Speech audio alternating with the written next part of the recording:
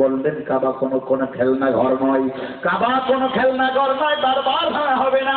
আমার নবীজির ইচ্ছা ছিল, তবুও নবী করতে যখন পারেন না, এটাও আল্লাহর ইচ্ছায়, ধরে বলেন ঠিক কিনা?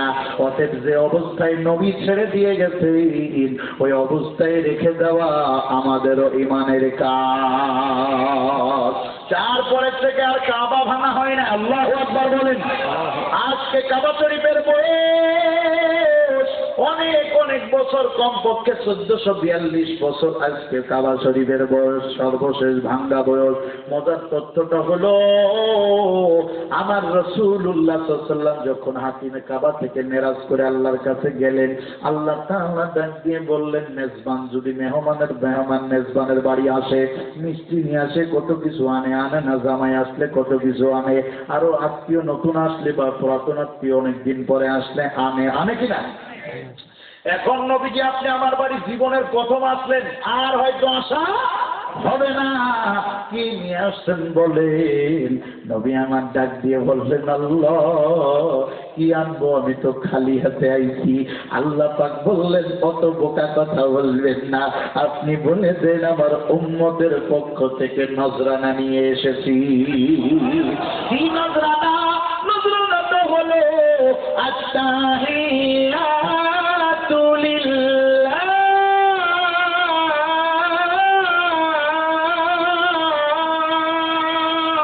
আল্লাহু আকবার। আল্লাহ সমস্ত পবিত্রতা তাহারাত, আল্লাহু আকবার। কার জন্য? কার জন্য? আল্লাহর জন্য। ওয়াসসালাওয়াতু ওয়াত-তাইয়্যিবাত,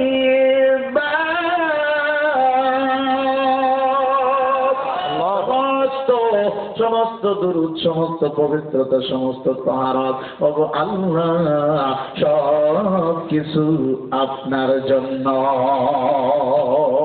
এটাই নিয়ে আসছে। আল্লাহ তাআলা খুশি হয়ে বললেন, নবী এত বড় জিনিসটা আপনি আমার জন্য নজরানা পেশ করলেন উম্মতের পক্ষ থেকে, অতএব আমিও আপনার প্রতি আসসালামু আলাইকা ইয়া রাসূলুল্লাহ,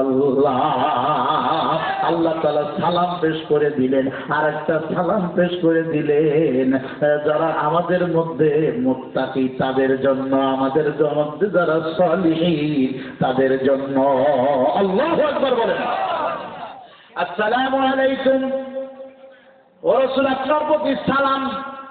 আর আসসালামু আলাইনা, আমার আল্লাহ রাব্বুল আলামিনের ফেরেশতারাও সালাম দিলেন, আল্লাহ নিজেও সালাম দিলেন। আবার আল্লাহ রসুলের উপরে দরুদ পড়া জীবনে একবার ফরজ করে দিলেন। আল্লাহ তাআলা রসুল একবার নজরানা দিয়ে এত দামি হয়ে গেলেন। আল্লাহু আকবার। আমি আপনি রসুলের জন্য কি নজরানা দিতে পারি? কি নজরানা দিতে পারি? আমার বাড়ির পথটা লাউ হয়েছে, এটা নজরানা নবীজি নেবেন নাকি? নবীজি খাবে এখন?